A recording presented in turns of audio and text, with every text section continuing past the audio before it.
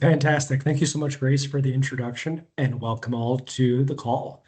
For those that aren't familiar, there are a number of different uh, solutions that we offer for electrification. AssetWorks CMS is one. The guiding principle for everything that we do with EV is to provide the right tool for the right application, be it for light duty, heavy duty, off-road, on-road, workplace, public, fleet depot, what have you, the right mix of hardware and software solutions. So we'll be talking about a few of those today and then diving right into the applications themselves for some real live demo. But before we do, I'm always, especially when there's a group like this of existing AssetWorks customers and perhaps would-be AssetWorks customers, to show off some of the work that our AssetWorks fleet partners are doing across the country with EV. It is just a very exciting time to be talking about EV. It always is. The EV guy is always going to say it's an exciting time, but it is an exciting time in terms of light duty, medium duty, heavy duty, distributed energy resources. We have fire trucks, electric transit buses, a tremendous variety of projects across the country, including what we'll be talking about today, operating on AssetWorks CMS or charge management software. There's some beautiful pictures, I think, of some CMS chargers in a bright drop van, it looks like. Some more beautiful CMS photos. We love our customer partner photos, so don't ever hold back on us on sending those, especially if there's a big American flag like that. Also, some beautiful DC fast charger project photos there as well. So because I'm a visual person, we always like to start, I think, with this as a reminder for folks that we do offer multiple ways to bring EV charging data into the organization, into your fleet information management software.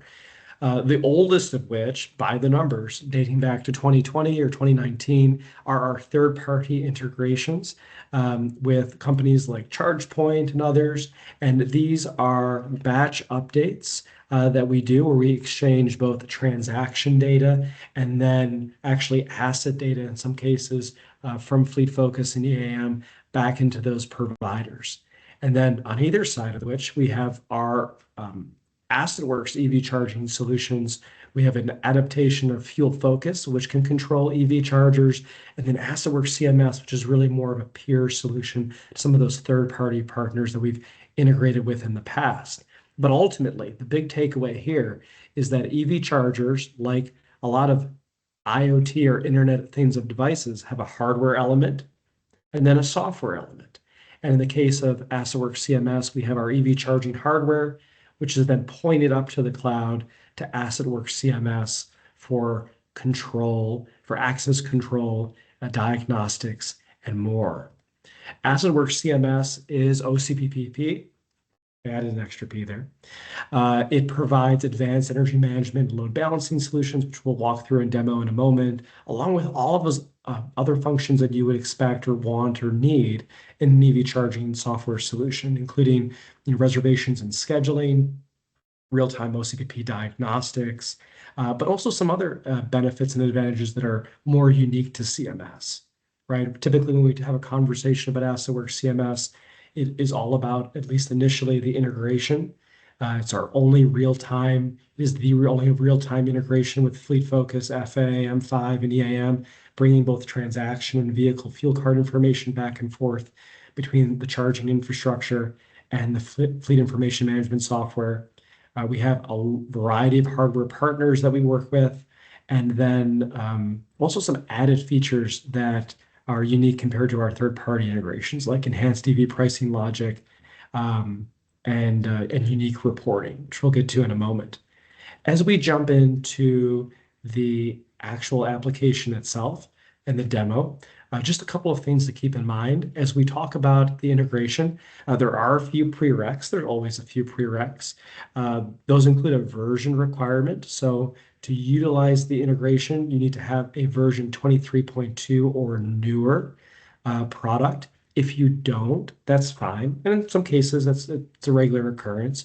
You can continue to use AssetWorks CMS as a standalone application, but to have those real-time integration benefits, you need to be upgraded. And then the configuration of the integration itself is a pretty straightforward process. We activate your CMS API integration in the core. We do a very minimal amount of setup in the product for you, including adding AssetWorks CMS as a vendor, quote unquote, and some variable configuration. But it's actually a very, very quick setup. It's one of our fastest integration setups that we offer. So with that being said, before we jump in, just 3 key points for you to keep in mind as we walk through the application.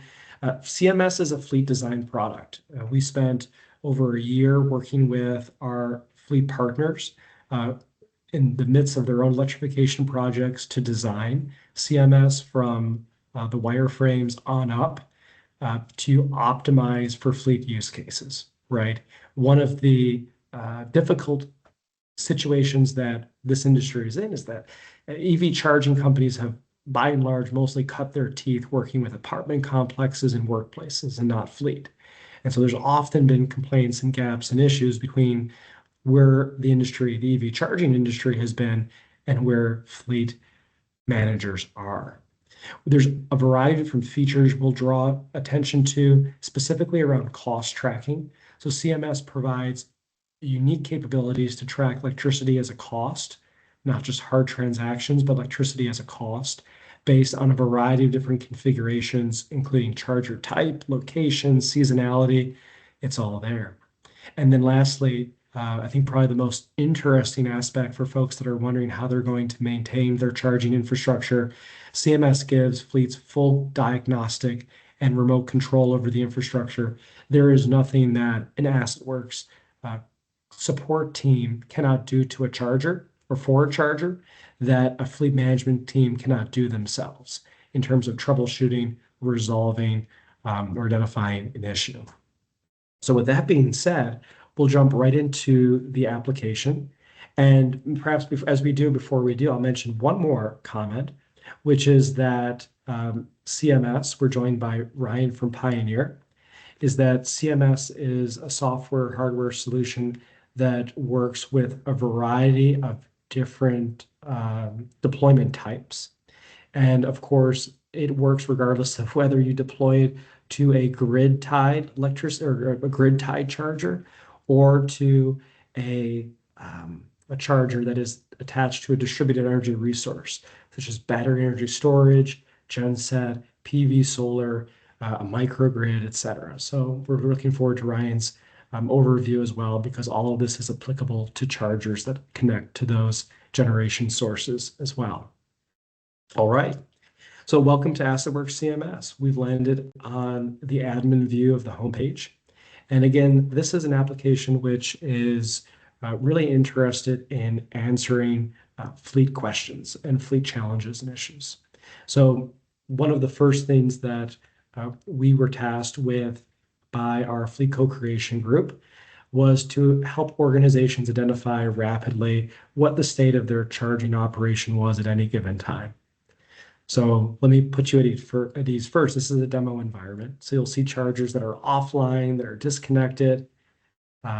This is a simulation. So we don't have this much disarray actually in real life. But in this instance, there's some things that are happening apparently. So you'll notice when you log in, there's a toolbar on the top here, which shows cards showing the status of the operation, including the number of chargers, their status, total number of sessions, and other detail. But by and large, the things that people are most drawn to are these visual indicators. So we have a full map here for charger status, as well as dynamic dashboards showing cost and usage data, as well as segmented by individual location. So the homepage is designed to be a place to rapidly identify both trends and then issues as they may present. There's a variety of different ways to navigate down to individual chargers, but once again, via the map is probably one of the most popular. And we'll use this as an opportunity to talk about the diagnostic capability of CMS. What happens when you do jump into the application and see something that you want to learn more about or a charger that you want to fix? Simply click through, identify the charger that you're working with, and you're taken to the charger diagnostic menu.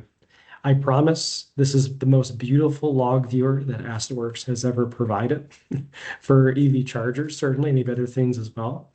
And what you can do for your power users on the team is as you investigate charger behaviors, be able to review all of your charger diagnostics and commands in real time. You can also filter by different message types. So if you as an organization or an individual want to find out when the last time someone attempted to start a charging transaction, you can go ahead and filter by that. You can see what fuel card or what RFID card was being used to initiate that session. You can look up error codes, status codes, diagnostics, all of that's visible here. There's no notepad files that need to be deciphered. Everything is presented here in the front end of the UX. And then also you have the ability to remotely control chargers. This in and of itself could be a 30-minute hands-on class. We're not going to do that. We're just going to do a quick teaser here. But you have all the ability and control that you wish. So if you do want to remote start transactions remotely for your chargers, you can do so via the tool menu here. If you wish to reserve a charger, perhaps especially for yourself, but if you're feeling more gracious, perhaps for the city manager or the mayor, you can create a reservation that the charger can only be used by that certain individual or vehicle. You can run diagnostic commands and confirm charger status or download diagnostic data for the charger. You can also do remote resets.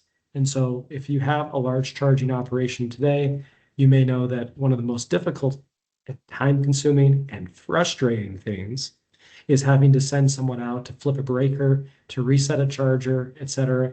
You can, of course, reset your CMS chargers either via hard or soft reset via the application as well. You can even do firmware updates if you desire. You can make chargers inoperative if you want to completely turn them off and make them unavailable for users. All of the control is here. And there's a lot more power user functions to consider. With regards to reporting, you have it in spades. You can segment your reporting based on charger and download to CSV. You can, of course, access any kind of report that you like from the dashboard and bring that into a table and into a CSV view as well.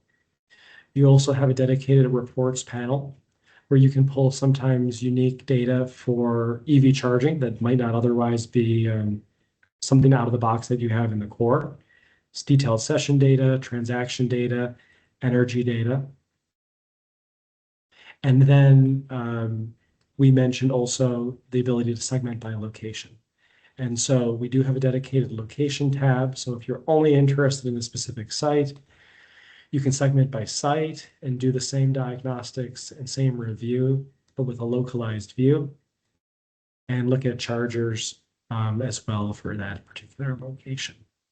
This is an admin view that we're looking at today. You also have the ability to create and set up more limited views for organizations, or I'm sorry, for locations. So if you wish to have a facility manager only have controller visibility to a certain location, you can also create localized users. And then the last piece that I'll mention before you get tired of hearing this very, very hoarse voice is the configuration around pricing. So we do have a full admin menu here on the left that can be used to add and set up locations and users and other details. Many of these things actually are taken care of via the integration. We mentioned, though, that you may wish to use CMS before you have the integration live, and so that's how you would do so. But pricing is something which deserves its own special attention. So as you're well aware, there is product price component logic in the core product. However, electricity is a fuel unlike any other, or at least it's a little bit more different. And with CMS, you have the ability to create pricing plans specific to electricity.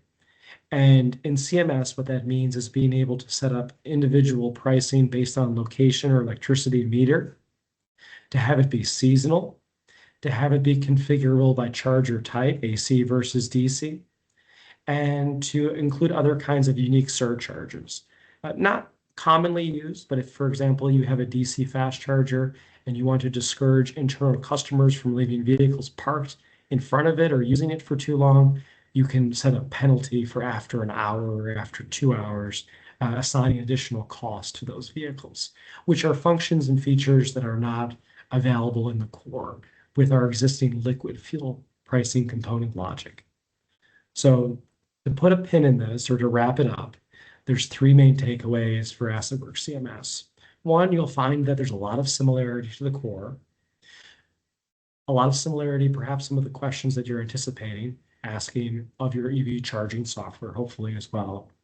It's very much optimized for tracking the cost of electricity as a commodity and providing flexibility, and very, very attuned to organizations that want to manage their own chargers and run their own diagnostics.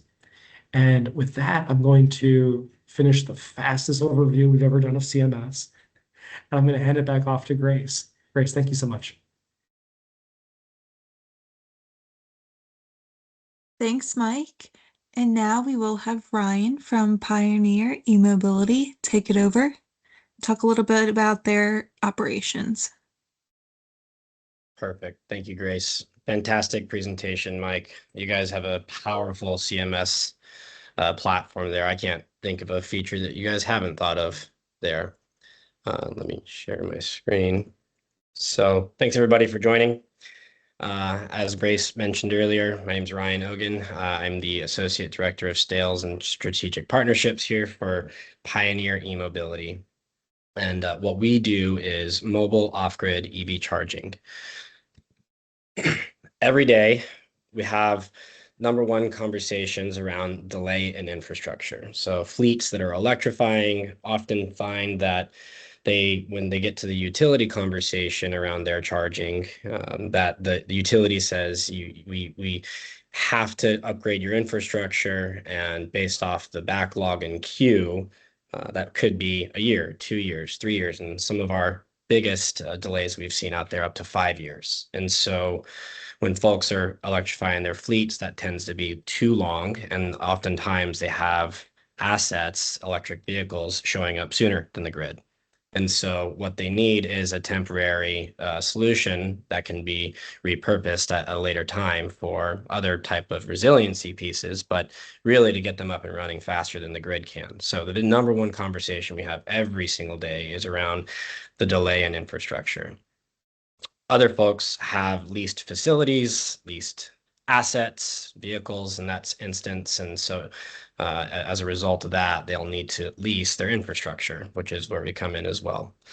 The second problem we come across is insufficient power, or areas where they will never bring power to. So rural areas, 50 miles or so outside of any type of big metros, tend to have longer delays if they're trying to electrify out there. And so we would bring in our power solutions to help electrify those fleets faster than the grid can bring it. And in other applications we have, we are actually the permanent charging infrastructure for these fleets, where the utilities in extremely rural locations will never bring power. But the efforts to electrify are happening, and they need a solution somewhere.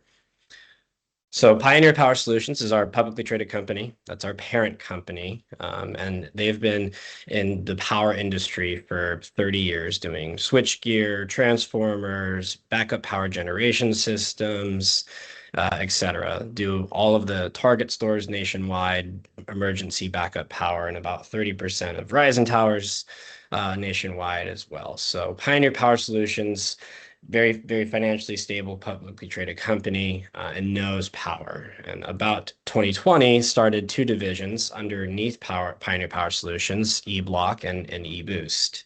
I'm on the eBoost team, and this is where we use our power solutions to focus on mobile off-grid EV charging. Since 2020, we've deployed a little over 120 of our units throughout the US and some Canada, and that is growing every year. And with partners like AssetWorks, we move into our space. So what eBoost does is think of us as an energy generation company or an energy company, so to speak. We've done a lot of work with school buses, transit buses, light duty fleets, medium and heavy duties, ports. We have some partners in the charging as a service business. We've done work with NEVI, public charging, and as Mike mentioned earlier, microgrids, so distributed energy resources where we have cogeneration on sites with either photovoltaic, solar, generations, battery generators and batteries, all with a controlled system for any type of application. And so really what we like to consider ourselves is an energy company, and we focus on electrification of transportation, but we do have the abilities to support facilities and larger applications, so to speak. There's probably not an electric vehicle out there that we haven't charged. We've charged over 12,000 vehicles. This year, we're going to generate over 10 gigawatt hours of energy with our systems. As Mike could probably tell you, not all chargers work with all vehicles. And so being able to be charger agnostic, hardware agnostic, and in that sense is critical for Pioneer over here. And so what an eBoost is a mobile energy asset. So this is a system we designed for a client up in the Northeast, and there's a couple different features to what an eBoost is. So with our eBoost systems, this particular unit has a 60 kilowatt DC fast charger on the back. It's got 4 level 2 chargers on the unit, 2 on either side of it, and it's all powered by a 75 kilowatt propane prime generator. Now I say prime because there's a difference between prime and backup generators. Prime generators are designed to run 24/7, 365 and be the only baseline energy for a unit or facilities, for example. Backup generators are designed to run about 8 to 20 hours a year. And so there's a difference in how they're manufactured. And it's also a quieter system. On board with our systems, we'll have 2 propane tanks for this particular unit. We go much larger than just 2. But in this instance, we designed the system for opportunity charging. This particular client had a transit bus that couldn't complete its cycle within a day based off its battery capacity. And so they needed opportunity charging from the 60 kilowatt unit midday and then overnight charging because they had a long dwell time from the level 2 chargers at night. Now, just like anything else in the world, we are also connected to the internet and IoT components. And what we do with our systems is you'll have the ability to log into our portal called Realm, where you can see the generators, health and run speed, time, durations, charging session durations as well. So some of the information with the AssetWorks CMS would overlap on that side of things, but your primary portal you'd log into to talk to your chargers would be the AssetWorks CMS. If you needed to know anything with our units on the generation side of things, it would log into that side. So we're not just a generator connected to a charger. There's intelligence built into the system. We can even add security lighting, security cameras, etc., depending on where these energy assets are deployed. So that's just one of our specific units that we do, that we have for that particular client. Again, real-time monitoring from our side of things on the generator side of the equation. That's a small example of what the monitoring portal would look like, where you can see where they're at. And as you can see, there's 5 units up in Canada. Now, when we talk about propane and creating energy with a fuel source, it tends to be some oxymoronical feelings around that. And we find that when we have discussions around propane and its cleanliness, that it's just really an education piece. So when charging from the grid, in most states, the grid itself actually has its own carbon intensity from different energy sources that they're using to create the energy. And so in the grid, it's actually not as clean as one would imagine. Some grids are cleaner than others, like Pacific Northwest uses a lot of hydro. California's got a lot of renewable energy. And when we compare the regular propane, so the fossil fuel version of propane, when it's burned, it's actually cleaner than the grid from a carbon and intensity standpoint in 38 states. And then we have other propane versions called renewable propane. And when you talk about renewable propane, it's a different feedstock. It's not a fossil fuel. It's made from other sources. And when that propane is burned, it's actually cleaner than the grid in 49 states. And so the 50th state that is the cleaner than renewable propane is Vermont. A lot of hydro out there. Fun fact. And so our units are gaseous generators. And again, we use propane. We are also able to use natural gas and also renewable natural gas. And so it's kind of funny when we have folks that'll use our solutions to help bridge the gap, and then they get their grid connected, and we say, all right, used us for a clean energy source. And from an optics perspective, it looks great for coming from the grid, but you're headed back to a dirty energy source. So it's oftentimes we find this is brand new information for folks of how clean propane is. And how ubiquitous it is. There's not a square mile in the United States you can't get propane.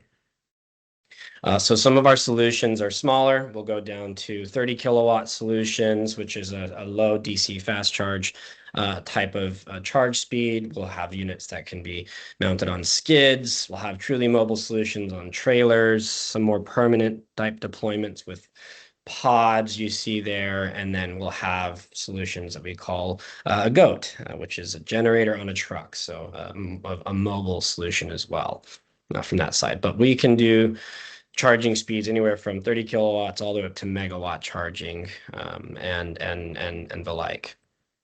Now, again, some of our smaller solutions on the left-hand side there, 30 kilowatt mobile mini with propane on board and charger on board as well. And the different variations as you kind of sweep to the right, get all the way up to 180 kilowatt solutions, which are trailered and enclosed a lot of times for a security standpoint. But again, these are all just different power sources, different power levels depending on the application needed. And then we get much larger. So we have some folks that need big power, as we would put it, and the generation system and all the fuel need to be on larger trailers. And some of them will have solutions where the charger is still on the trailer itself, like you see here. So it's a deployed energy asset. And then other solutions, they need more of depot style type charging where the generation is disconnected from the distribution. And so we'll have power going from the generator on the trailer to the chargers, more of in a depot style type charging layout. Some use cases that we've deployed to is one of them here is for electric school buses. This is LAUSD, Unified School District, one of the largest school districts in the country. At one of their sites, they have 180 Bluebird buses, and LADWP, their utility, is not going to provide them power for 3 to 5 years, which at some level could actually end up being 7 years. So pretty big problem for them with already having assets on the ground. And here's a rendering of what this site looks like from the sky view. And here's a picture of one of the units actually doing its job. So this particular unit is a 175 kilowatt propane powered generator that has 8 80 amp level 2 chargers on it. And now this site here, again, 180 Bluebird buses. This was the very first one we deployed. And every night using these units, they have 25 of them. They're going to do about 5 gigawatt hours every single night. So it's a huge site here. One of our other deployments that we worked with was on transit buses with LADOT, the Department of Transportation. This is a rendering of the site. They have 48 BYD buses that don't have power from the utility, again, 3 to 5 years from their utility, and they wanted to park these buses in more of a depot style type charging like they would when they get their grid tied solution. What you're looking at here is 480 kilowatts of off-grid power from the 2 generator systems in the back there, all sending their energy to these chargers and above the ground raceways. So there's no permanent construction. There's no affixing to the site in any way, shape, or form. And that's 12 60 kilowatt DC fast chargers we're charging there. And so every night they'll do 24 buses, and they have 2 sites identical to this. One of the other reasons why they chose to go with mobile off-grid power here is for emergency and disaster response preparedness features. So this whole site is designed to be brought down, moved, and then redeployed at the Rose Bowl in a day. When LA has a fire run through, they typically move their assets to the Rose Bowl for protection, and there's no infrastructure there. So this is designed to be a mobile infrastructure for when they have scenarios where they need to move it. And here's a picture of that site in real life after it was deployed. And again, just a huge amount of energy at these locations. And so that's just a couple of our use cases. Again, we do microgrids, distributed energy resources. We do light duty, medium, heavy duty fleet applications as well. We even have scenarios where folks have chargers installed in the ground, waiting for charging to happen from the utility. And then we use our units to power those chargers already installed in the ground with our systems. And so again, think of Pioneer eMobility as an energy company focused on electrification of fleets. And we can do that in a multitude of different ways and different power energy levels. Here's my contact information if anybody would like to take a screenshot of that. I'm sure we'll send out this recording afterwards as well, and my contact information will be in there. And with that, I'll hand it back over to Grace. Thank you so much. Thank you, Ryan. And yes, we will be sending out this recording after this event. But we will be opening up the floor for some questions. Just one final reminder, if you have any questions, to use the Q&A icon located in the top menu bar. If you don't have access to the Q&A feature due to your organization's permissions, feel free to just submit your question directly in the chat. Provided that we have enough time, I'll pass along your question, and Mike and/or Ryan will be happy to give you an answer. Okay, so looks like some questions coming in. The first one, so can users remotely start/stop charging sessions? Took me a second to unmute there. Yeah, absolutely. So just as a reminder then, or as a demonstration, to go ahead and remotely start a transaction, you can either select a charger from the charger list or from the location menu. You can also just directly click on a charger. So we'll select this charger right here in the middle of the freeway. That's not good. We'll click it and then go ahead to the remote start button, and we'll select the connector ID and put in an RFID value. Now I can actually go ahead. This is a live charger, so we'll just go ahead and look at the vehicle list here, and we'll grab a, looks like Mr. Lars has an RFID, so we will go ahead, and this is actually a charger that's outside our Berwyn office. And so we'll go ahead and, whoops, can't stop when you haven't started. We'll go ahead and submit that, and then submit a message. And then that sends to the charger a command to authorize. So then you will go ahead and see an update in the log, but yep, that's how you submit, and not too hard. Perfect, thank you. Another question, is there support for smart charging, load balancing, and energy optimization? Yep, and to confirm, so that's also supported.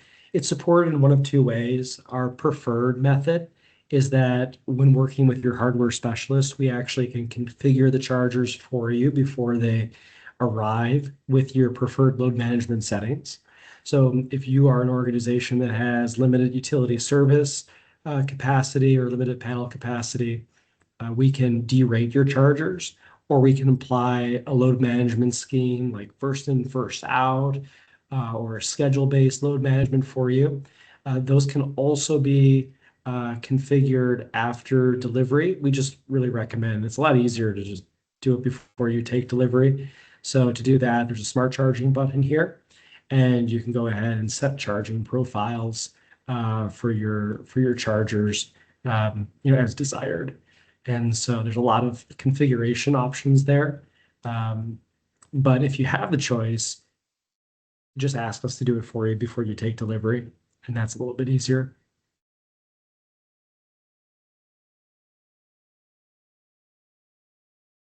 Okay, thanks, Mike. Another question.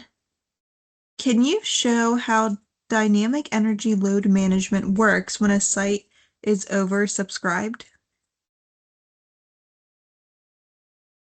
Sure. So if I'm understanding the question correctly, the location could be, you could have a desire to put more chargers in than what you would prefer. I'm sorry, than what the site would allow.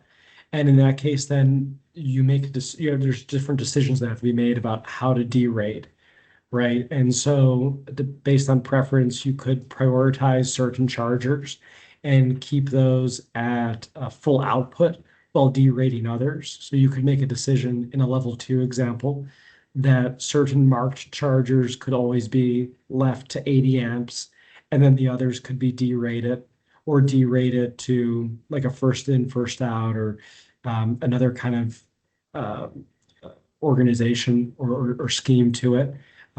But yeah, it's really just based on your duty cycles, your site planning, and your application.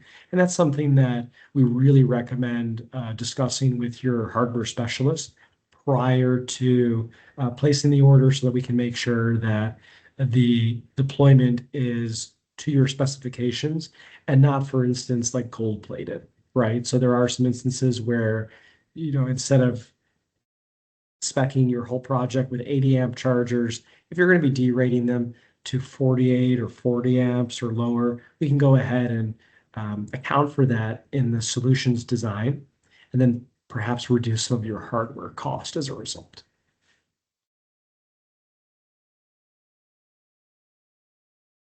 Okay, thank you, Mike.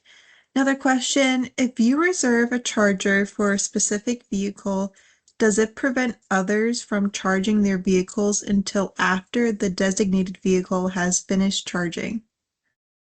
Yeah, it's a good question. So the reservation policies that we talked about would be only for pre-approved vehicles. So if you had, and it doesn't have to be a single vehicle, it could be multiple, but it would be only those vehicles on the list. And then any other vehicle would be denied access.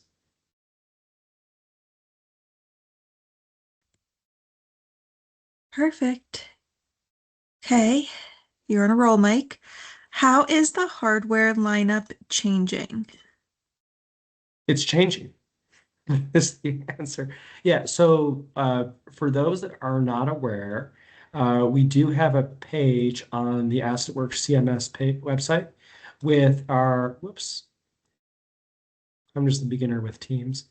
I kept it open for this purpose too, that has a list of all of our standard hardware. So again, AssetWorks CMS is an OCPP application, and you'll hear often the chargers are OCPP as well. However, some manufacturers color outside of the lines a little bit. And even when the implementation is standard, we do spend a lot of time making sure that we have support relationships with those OEMs. Hardware for EV charging, it's IoT, which means that it requires patching and updates over time. So it is something of a long-term commitment, like a 10-year, won't call it a marriage, we'll call it a 10-year commitment with these manufacturers to support that hardware and provide firmware updates, et cetera. So we do have a list of pre-approved manufacturers that we standardize around. There are some instances where we work with other manufacturers, so please know that. But our standard deployment is with the Light on Power Charge on L2, and that is the same manufacturer that you may be familiar with, like the Ford uses as well, right? So pretty common hardware type. And then on the DC fast charger side, we standardize around the ABB product line, both of which have gone through a refresh this year. And so you're starting to see us deploy the new Gen 2 models for the L2s. And then ABB has refreshed and begun to offer the A series line, and also refreshed their HVC product, with the T180 still being offered and a workhorse as well. On top of all this, we also have increasingly demand and interest in Tesla style connectors, or the NACS or J3400 style connector plug. So all of these then have that additional permutation of the connector choice as well. So there's a lot of change happening. And again, the best thing to do is to just come to your hardware specialist with a list of requirements, and we can confirm or provide that consultative approach on what hardware mix may be the best mixture for your use case. And Grace, I think we can share that link either in the chat or afterwards, right? Yes, I will send that in the follow-up email along with the recording. So if you Perfect. registered, you'll get that link. Rock and roll. Okay. Yes. Well, that wraps up all the questions for today. If you think of anything else or have follow-up questions about today's presentation, feel free to reach out to the AssetWorks team. I would like to thank Mike and Ryan for presenting today, and thanks for everyone for attending.